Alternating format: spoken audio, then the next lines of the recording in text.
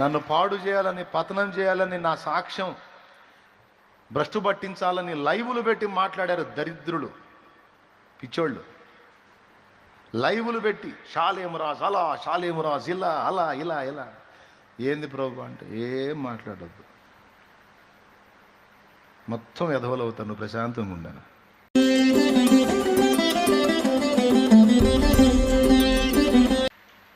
అరచు పిల్ల కాకులకు సైతం ప్రతిరోజు ఆహారాన్ని సిద్ధపరచువాడను నేను. సింహం పిల్లలైన లేమి గలవై ఆకలి కొననేమో కానీ నన్ను ప్రేమించి వెంటాడే వారికి నేను ఆకలి కొననీయను అని వాగ్దానం చేసింది నేను.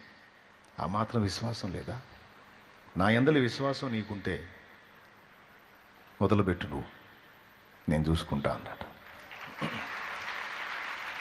ఇప్పుడు నా విశ్వాసము ఇప్పుడు క్రియగా మారాలి. ఎలా మారాలి? క్రియగా మారాలి. క్రియగా మారడం అంటే ఏంటి? అవన్నీ వదిలేసి నేను పూర్తి కాలపు సేవలోకి రావాలి. అలా క్రియగా మారనంత వరకు నేను అలానే ఉన్నాను. విశ్వాసం ఎప్పుడైతే క్రియగా మారిందో అప్పుడు దేవుని కార్యాలు ప్రాక్టికల్గా వరుసగా అనుభవించడం మొదలుపెట్టాను. దేవునికి స్తోత్రం కలుగునుగా. ఆయన అన్నది నిజమే. ప్రతికూలతలు వచ్చినాయి, కరువు కాటకాలు, ఇరుకు ఇబ్బందులు వచ్చినాయి, కానీ ఏదో ఒక విధంగా నన్ను పోషిస్తానే వచ్చాడు. ఎవరిని యాచించనీలా, ఎవరిని అర్థించనీలా, ఎవరిని దేహి అని బిచ్చమెత్తనీలా రోషంగల దేవుడు తన కార్యాన్ని తను జరిగించాడు. ఆనాటి నుంచి ఈనాటి దాకా నన్ను అలానే నడిపిస్తున్నాడు ఆయన.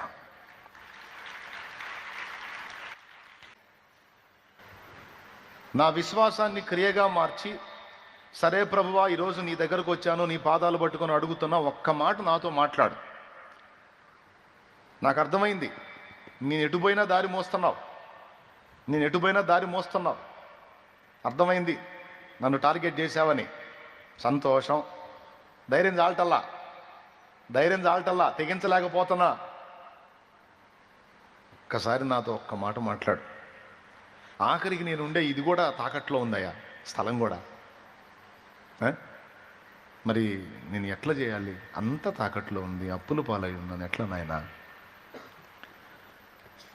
ప్రార్థన మొదలు పెడితే ఇంట్లోనే మొదలు పెట్టాలి. నేను ఇందులో కూటం మొదలు పెట్టానంటే తాకట్టు పెట్టినోడు వచ్చి పాక పీకి పందిరేస్తాడు.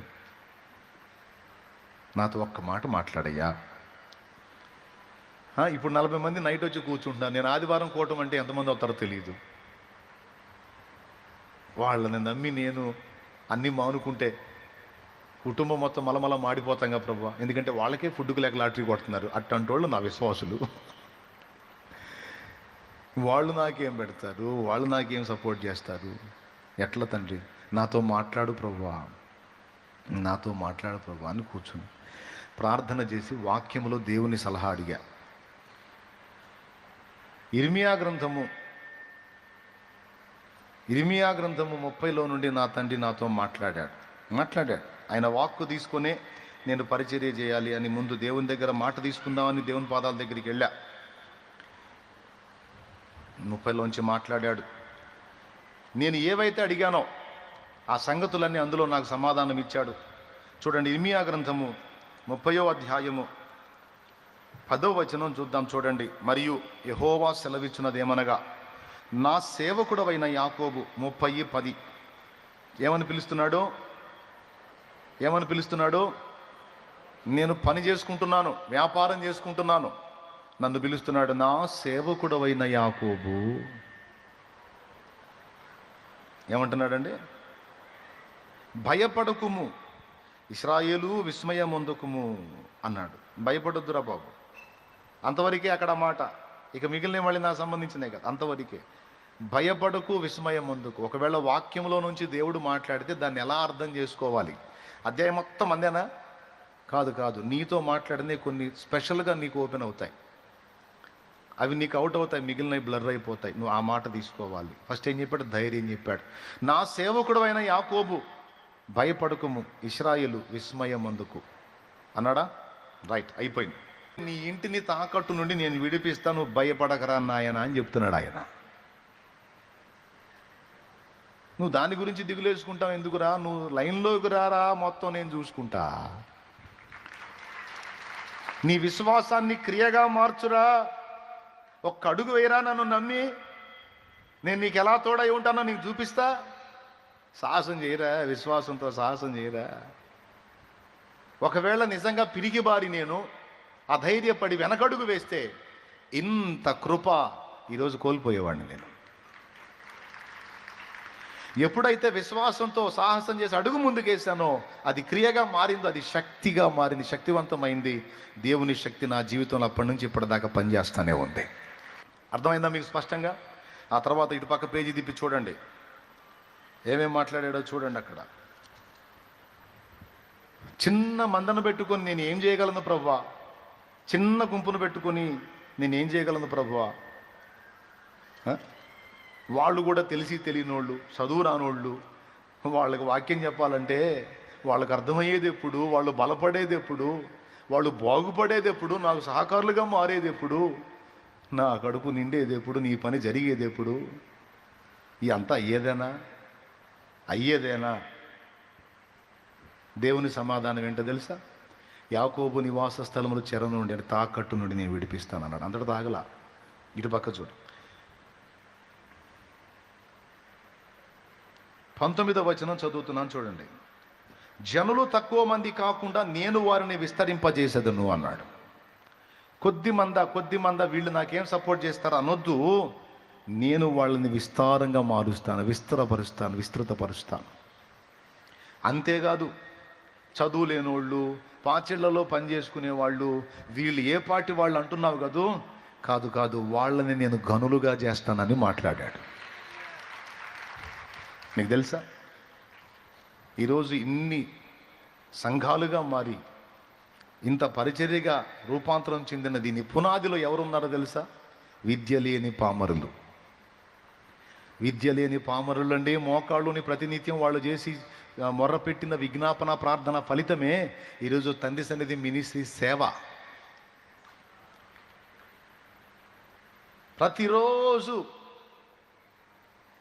ప్రతిరోజు దినమంతా వెట్టి చాకిరి చేస్తారు, ఇళ్లలో పాచి పనులు చేసుకొని వస్తారు, సాయంత్రానికి వచ్చి స్నానం చేసుకొని కుటుంబ బాధ్యతలు నెరవేర్చుకొని సన్నిధికి వచ్చి ఆ పాకలోకే వచ్చి మోకాళ్ళుని రోజు ప్రార్థన చేసేవాళ్ళు.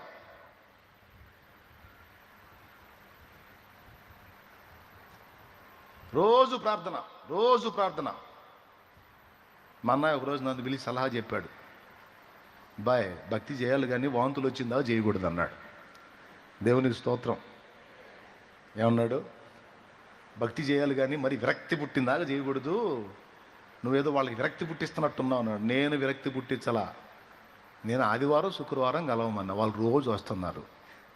వాళ్ళల్లో ఉన్న భక్తిని ఆపడానికి నేనేవాడిని?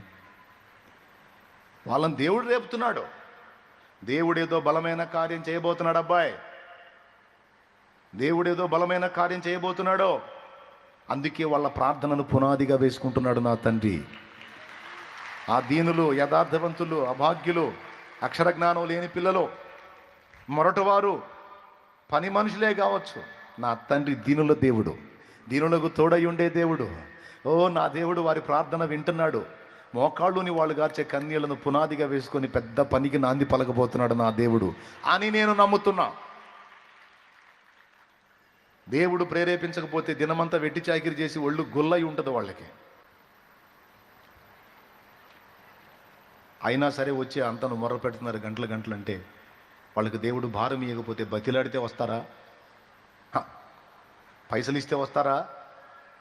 దేవుడు వాళ్ళతో మాట్లాడుతున్నాడు. ప్రతిరోజు మీరు కావాలంటే చూడండి, నైటు ఇక్కడ కూర్చొని నైట్ అంతా మోకాళ్ళు వేసి మొర పెడతా ఉంటుంది. ఇక్కడ రోజు గుంపు.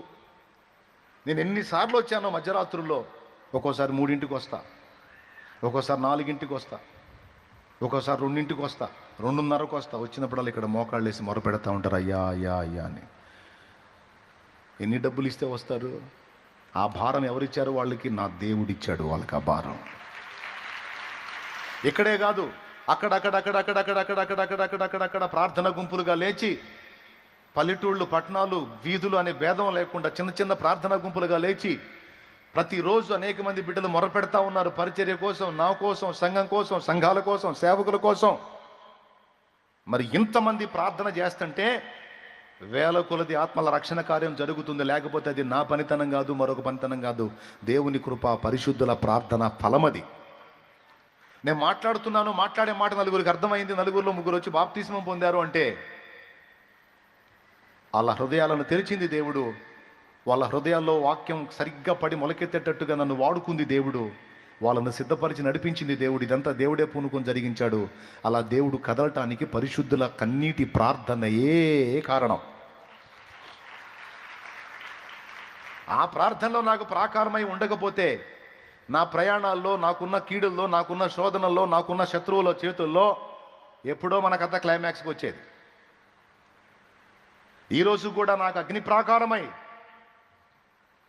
దేవుడు నన్ను ప్రొటెక్ట్ చేయడానికి పరిశుద్ధుల ప్రార్థనను ఆధారంగా చేసుకొని నా తండ్రి ఆయన కృపా కాపుదల్లో నన్ను భద్రపరుస్తున్నాడు. నాకెదురైన పెను శోధనలు, మానసిక ఒత్తిళ్ళు, శరీర బలహీనతలు, పోరాటాలు అన్నిటి నుంచి తప్పించి ఈరోజు కూడా నవ్వుతా సంతోషంగా ఆయన నామాన్ని మయంపరుచుకుంటా ముందుకు సాగటానికి దేవుని బలమైన హస్తం తోడై ఉంది. దానికి కారణం పరిశుద్ధుల కన్నీళ్ళు. అయ్యా, అన్నయ్య, మా అన్నయ్య అని ప్రతిరోజు దీనులైన బిడ్డలు కలిసి కొన్ని చోట్ల నలుగురుగా, ఐదుగురుగా, 10 మందిగా, 15 మందిగా, కొన్ని చోట్ల 20-30 మందిగా, కొన్ని చోట్ల ముగ్గురుగా, ఇద్దరుగా కూడా ప్రతిరోజు మానక నా పక్షమున చేతులు ఎత్తబడుతున్నాయి, మోకాళ్ళు ఉనబడుతున్నాయి, కన్నీళ్లు కార్చబడుతున్నాయి. ఇక్కడ కొంతమంది ఉన్నారు ఆన్లైన్ ద్వారా నన్ను ఫాలో అవుతున్నటువంటి నా తల్లులు, తండ్రులు, అన్నలు, తమ్ముళ్ళు, చెల్లెళ్ళు, ఆయా దేశాల్లో, రాష్ట్రాల్లో, ప్రదేశాల్లో ఉండి కూడా ప్రతిరోజు వాళ్ళు మోకాళ్ళు ప్రతిసారి కూడా అయ్యా శాలేము రాజయ్యా అని నా కోసం ఏడ్చే అమ్మలు ఉన్నారు. వాళ్ళ కొడుకులు, కూతుళ్ళని గుర్తు చేసుకుంటారో లేదో నాకు తెలియదు, కానీ నన్ను మాత్రం ఖచ్చితంగా గుర్తు చేసుకుంటారు నా తల్లులు. నా తండ్రులు ఉన్నారు అయ్యా బిడ్డయ్యా అని, నా చెల్లెళ్ళు ఉన్నారయ్యా మా అన్నయ్య అని, అక్కలు ఉన్నారయ్యా మా తమ్ముడయ్యా, తమ్ముడిని కాపాడయ్యా.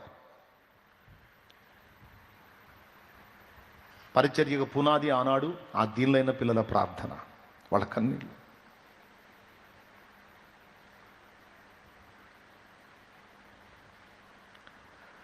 వాళ్ళు తెచ్చి నాకు వాళ్ళకై వాళ్ళే బాక్స్ పెట్టి, హుండీ పెట్టి, వాళ్ళకై వాళ్ళే బాక్స్ పెట్టి అందులో తీసుకొచ్చేసారు. శాలేమన్నా మొట్టమొదట బాక్స్ శాలేమన్నా పెట్టింది కాదు, అది వాళ్లే తెచ్చి పెట్టి, వాళ్ళే ఎట్లా నీకెట్లా అని, ఇది మా కష్టార్జితంలో నుంచి అని వాళ్ళు తీసుకొచ్చి అందులో వేసి పరిచర్యకు ఆనాడు చదువు లేని నిరక్షరాస్యులైనటువంటి అల్పులైన ఆ బిడ్డల తోడ్పాటు నా తండ్రి వాగ్దానం ఇంత తప్పిందేమో చూడు.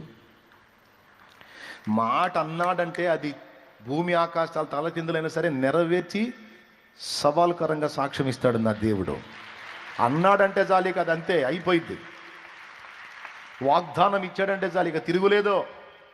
నా తమ్ముడా, నా చెల్లి, నువ్వు ఎటు వెళ్ళిన దారులు ముయ్యబడుతున్నాయంటే ఒకవేళ దేవుని ఏర్పాటు నీలో, నీ ద్వారా సేవ చేయించుకోవాలని ఏర్పాటు లేకపోతే, నా వల్ల నిన్ను వాడుకోవాలని ఏర్పాటు లేకపోతే గుర్తుపెట్టుకో, ఎక్కడో చోట నీకు ద్వారం తెరుస్తాడు. నువ్వు బతకడానికి, అంత అన్నం దొరకటానికి నీకు ఖచ్చితంగా దారి చూపిస్తాడు దేవుడు.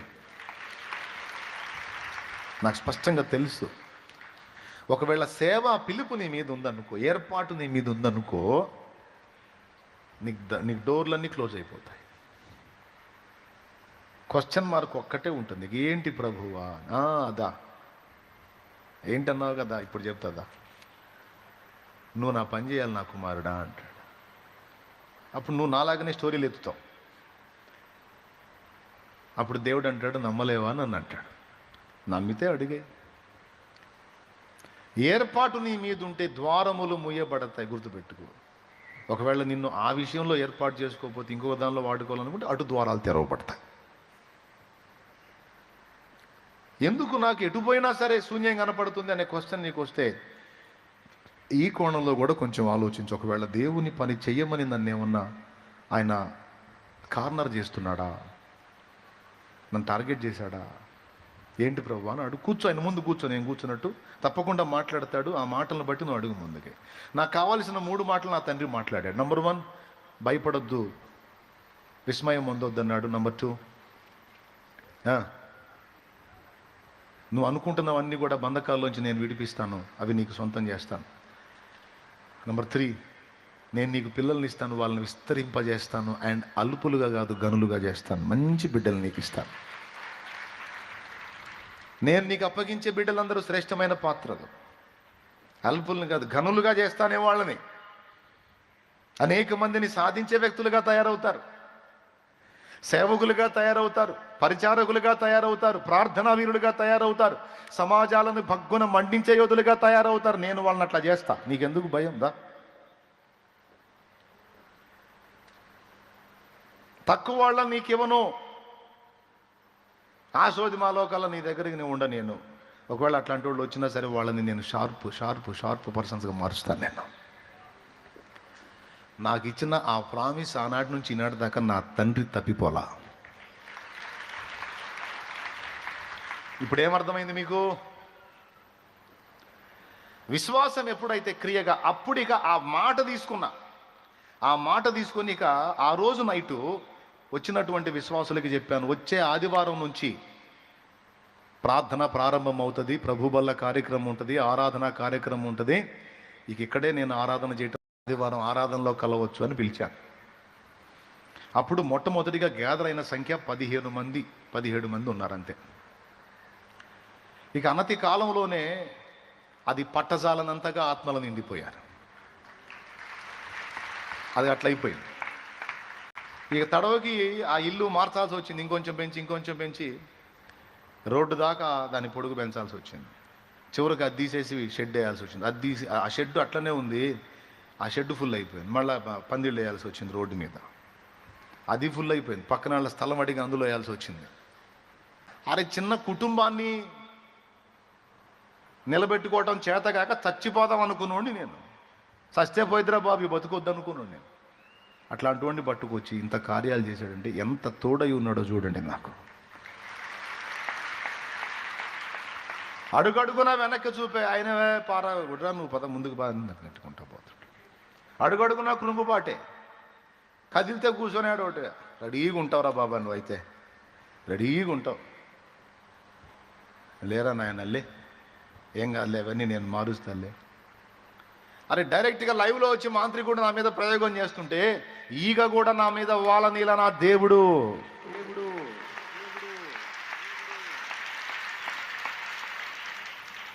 వాడు లైవ్లో వచ్చి, రియల్ అండి, నిజం అండి, పచ్చి నిజం అండి, దేవుని బలిపీఠం మీద చెప్తున్నాను నేను. లైవ్లో వచ్చి నా మీద వాడు ప్రయోగ తంతు చేస్తే, బలిపీఠం మీద నన్ను పడగొట్టాలని వాడు తిప్పలు పడితే వాడు పోయాడు అడ్రస్ లేకుండా.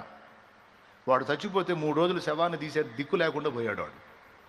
తెలుసా మీకు ఆ సంగతి? అది నా దృష్టికి వచ్చేటట్టు చేశాడు దేవుడు.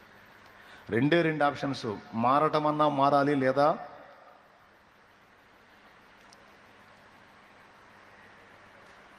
నీ ప్రజల నెమ్మదికై. లైవ్లో వచ్చి దుష్ట ప్రయోగం చేస్తే చేసినోడు అడ్రస్ లేకుండా పోయాడు. నన్ను నా తండ్రి ఇంకా నిలబెట్టి వాడుకుంటూనే ఉన్నాడు. నన్ను పాడు చేయాలని, పతనం చేయాలని, నా సాక్ష్యం భ్రష్టు పట్టించాలని లైవ్లు పెట్టి మాట్లాడారు దరిద్రులు, పిచ్చోళ్ళు. లైవ్లు పెట్టి షాలేమురాజ్ అలా, షాలేమురాజ్ ఇలా, అలా ఇలా ఇలా. ఏంది ప్రభు అంటే, ఏం మాట్లాడద్దు, మొత్తం వెధవలు అవుతాను, ప్రశాంతంగా ఉండాను. వెధవలు అయిపోయారు ఇప్పుడు. దేవుడు నన్ను వాడుకుంటానే ఉన్నాడు, ఆత్మలను రక్షిస్తానే ఉన్నాడు. అంత నా గొప్పతనం చెప్పట్లా, నాకు తోడై ఉన్నవాని యొక్క గొప్పతనం చెప్తున్నాను నేను. యూదా గోత్రపు సింహము నా పక్షమును నిలిచున్నాడు, పక్షిరాజు వలె రెక్కలు సాచి ఆయన నా పైన నిలిచున్నాడు. ఆయన సురక్షితమైన రెక్కల నీడలో నన్ను కప్పి ఉంచాడు, లేకపోతే నేను తప్పించుకున్నట్టు అసాధ్యము. పరాక్రమశాలి నాకు తోడై ఉన్నాడు. అందుకే వీరుడవై నీవు నాకుండగా నేనేల భయపడుదును, నాకింక దిగులేలను, నేనేల భయపడుదును, నాకింక దిగులేలను. సైన్యములకు అధిపతి